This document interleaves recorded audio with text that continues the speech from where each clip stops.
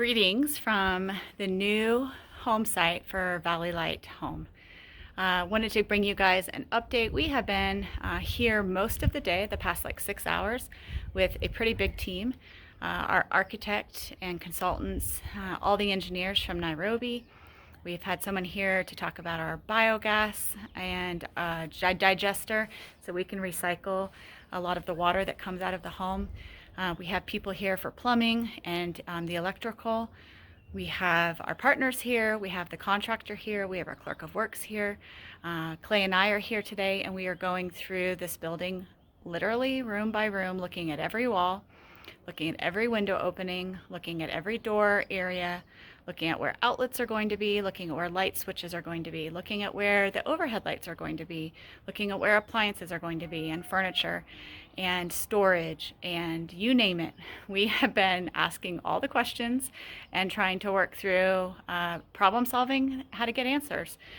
So as you can see, there are walls up, and I am on the second floor, which in Kenya, which is what they call the first floor. You can see the beautiful view behind me. This is actually our partner's apartment, John and Leah.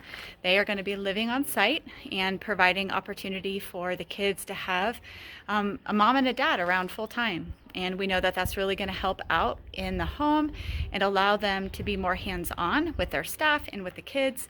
And we're really thrilled about the opportunity for them to have a space also for their family to grow upstairs and down. And so that's a huge blessing. So that is the good news. The bad news is that some of the concrete that was poured and some of the beams have a few issues. And so we are working through those with our team of architects and engineers. And we don't just want to tell you the good stuff, although we wish that it was all good. We want to also be transparent about the challenges. And this is a real challenge. We can't move forward without having those beams fixed and done correctly. And unfortunately, that means some of the walls that are up here are going to have to come down because they have to actually like cut through the concrete floor I'm standing on and re-pour the beam. I'm so thankful for our team of architects and engineers that are in Nairobi that do not cut corners, that care so deeply about this project, that are not just in it to finish and move on. They are in it to do this excellently because they understand the value of what ministry and what day-to-day life is going to look like in this home. And we as an organization want to make sure that we are stewarding your funds well, that this project is going to be done with excellence and it's going to be done with high quality. And so sometimes that means we have to take a few steps back in order to be able to move forward with confidence. And I know that so many of you have been walking with us on this journey for years, thanks to 2020, which delayed us, and along with many other challenges that we've had along the way. So we want to be transparent, and we want to let you know where we're at, and that we are going to be working through the fixes over the next days and maybe even weeks to come, which unfortunately means the roof can't get on yet.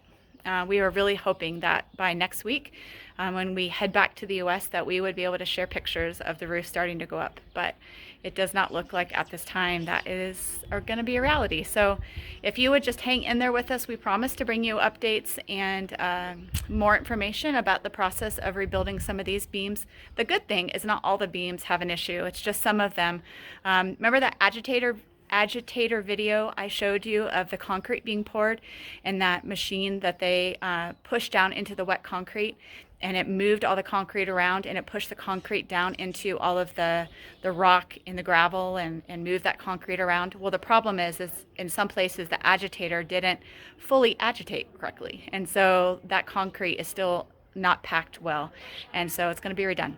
So thank you so much for staying with us. Thank you for believing in this work. Thank you for trusting us as an organization with this project. It is the biggest thing we've ever done, and we are so thrilled to have such an incredible team of people to walk alongside us here in Kenya and also in the US, thanks to Third Lens and Brian and his team that is continuing to work with us on a weekly basis to make sure all this is done correctly. So we will bring you more updates from the field, but we just wanted to give you the good news that some of these walls that are up are going to stay, and that we will have some of the walls coming down so we can rebuild correctly. So thank you, thank you, thank you.